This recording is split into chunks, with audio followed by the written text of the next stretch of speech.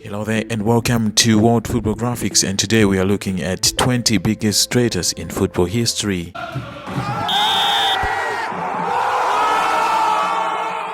In the world of football, transferring to a rival club is seen as treason. There are plenty of players who do it, however, whether it be for money or in some cases simply to spite their former club. Here are 20 of the most treacherous examples of players turning their back on their clubs to sign for a rival, as well as how their betrayals were received.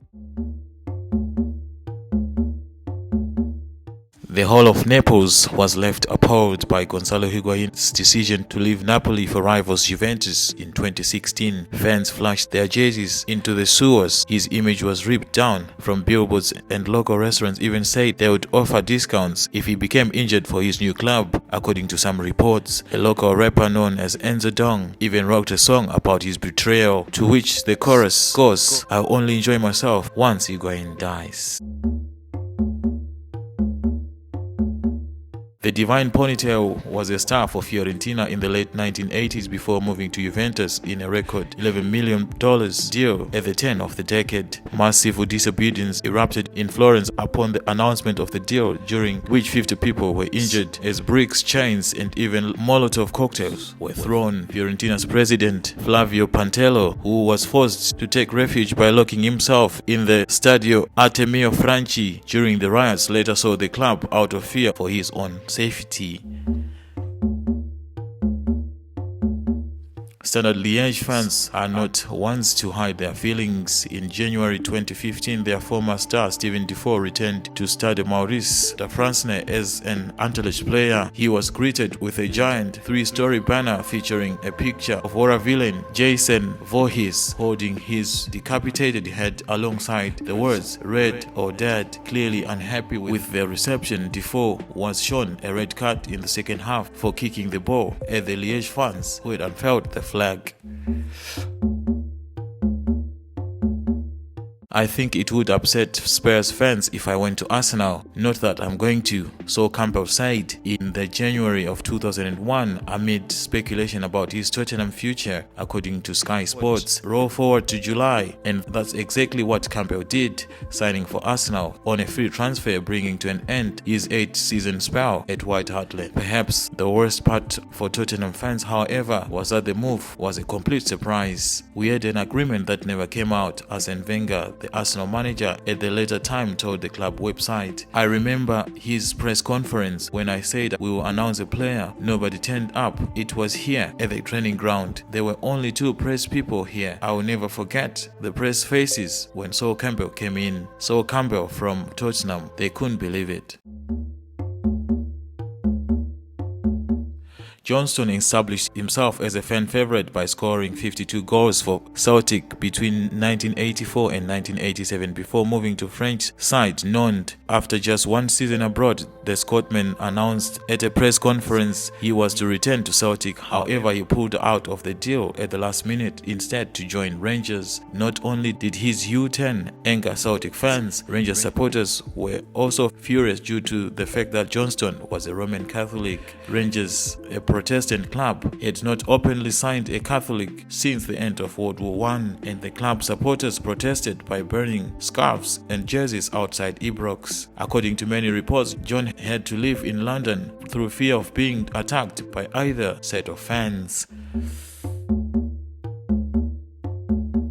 After making a name for himself with Hapoel Tel Aviv, Eran Zahavi earned a big move to Italian side Palermo in 2011. The move was short-lived, however, and just 18 months later, Zahavi returned to Israel, though this time with rivals Maccabi Tel Aviv. During the Tel Aviv derby in 2014, the striker was attacked by a Hapoel fan after scoring, and he was subsequently sent off for retaliating. A mass brawl between the players erupted and more fans flooded the pitch, resulting in the match being abandoned. Johan Cruyff is widely regarded as one of the greatest footballers of all time. The Dutchman won 7 Eredivisie titles and 3 European Cups during his first spell with Ajax between 1964 and 1974, and was the face of the club's golden era of total football. Cruyff's second spell at the club in the twilight of his career did not get the ending it well deserved. However, as at the end of the 1982-83 season, Ajax decided not to offer him a new contract, which resulted in him signing for rivals Feyenoord. The following season, Cruyff won the Player of the Year award as Feyenoord won its first league title in a decade. Luis Figo left Barcelona for Real Madrid in a world record $70 million move in the summer of 2000. Upon returning to Camp Nou a year after his controversial move, the Portuguese winger was greeted with banners that read "Judas" and "Traitor." He was also showered with objects from the crowd, including glass bottles, coins, and famously a pig head.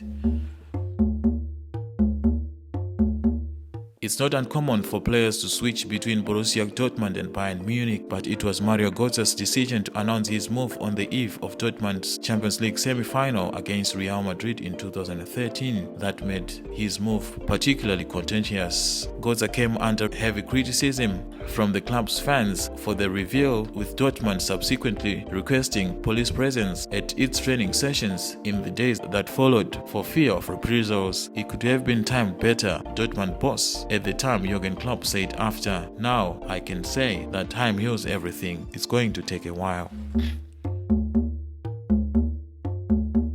After Arsenal announced in the summer of 2012 that they had agreed to sell Dutch striker Robin van Persie to rival Manchester United, YouTube was alight with videos of Ghana's fans burning their Robin van Persie jerseys. "Judas Scam," one of the videos was titled, while others captioned, "F*** off, Van Persie, you are dead in our eyes." Van Persie tried to win back the fans when he retired by wearing a shirt that was half Arsenal and half United. However, the stunt attracted more abuse, with his former admirers labeling him a slithering snake.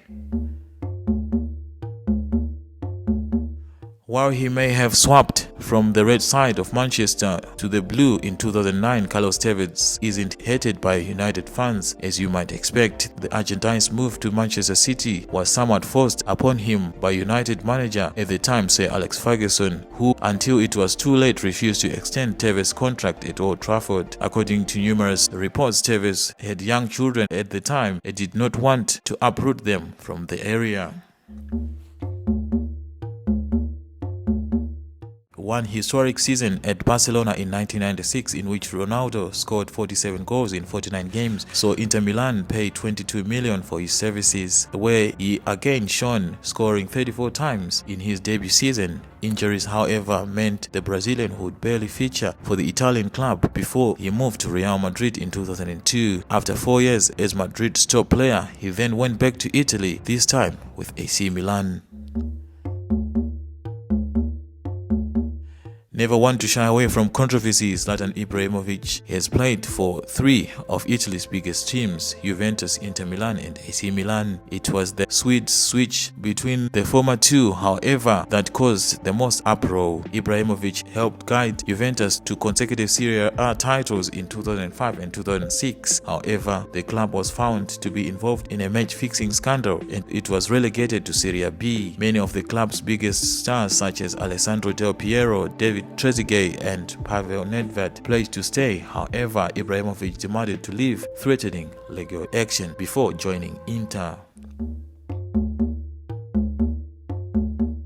Given the derby between Greek sides Panathinaikos and Olympiakos is called the derby of the eternal enemies, it's fair to say moving directly from one club to another wouldn't be wise. Striker Milhas Constantino clearly thought otherwise in 2005, and however, when he swapped the green side of Athens for the red on a free transfer, the switch was made even more controversial by the fact that Constantino had chosen not to renew his contract with Panathinaikos due to his desire to move to one of Europe's bigger leagues.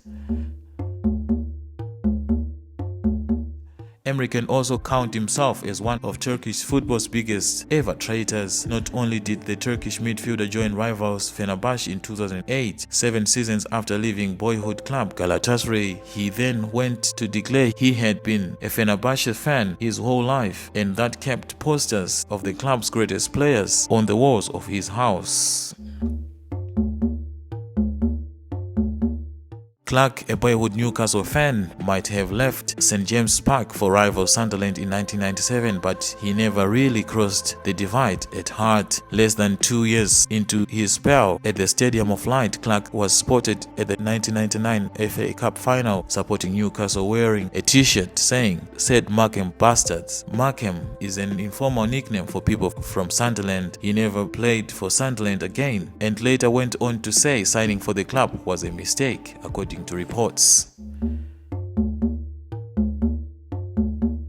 Most will remember Nico Kranjčar for being one of Harry Redknapp's favorite ever players, but before spells under the Englishman with Portsmouth, Tottenham and QPR, Kranjčar was the golden boy of Croatian football. Kranjčar spent most of his youth career with Dinamo Zagreb and later became club's youngest ever captain, aged just 17. However, a disagreement over wages midway through the 2004-2005 season, he completed a surprise 2.1 million move to rivals Hajduk Split. Later recalling the first time he went to Zagreb as a Split player, Kranjčar told the media, "I had a couple of flares thrown at me. I couldn't hear my own thoughts when I had the ball. The flares missed me by inches." Bambi angered Everton fans when he turned down the most lucrative contract offer in the club history in order to force through a 7.5 million move to Liverpool in the July of 2000. And to really rub salt in the wounds of Everton fans, when the two sides met 5 months later, the Englishman scored the first goal of the game just 12 minutes in, then proceeded to celebrate wildly in front of the Anfield crowd. Liverpool won the match 3-1, and Bambi has been a figure of hate for Evertonians ever since. Days before Ashley Cole left Arsenal in 2006, according to reports, he said, "I love this club, but I suspect there are some people at this club who do not want me to pull on the Gunners shirt again. I still won't sign for another Premiership team, as I could not see myself playing against Arsenal. I would only want to play abroad." He then, of course, joined Chelsea, where his wages more than doubled, earning him a nickname, Cashley, from Arsenal fans.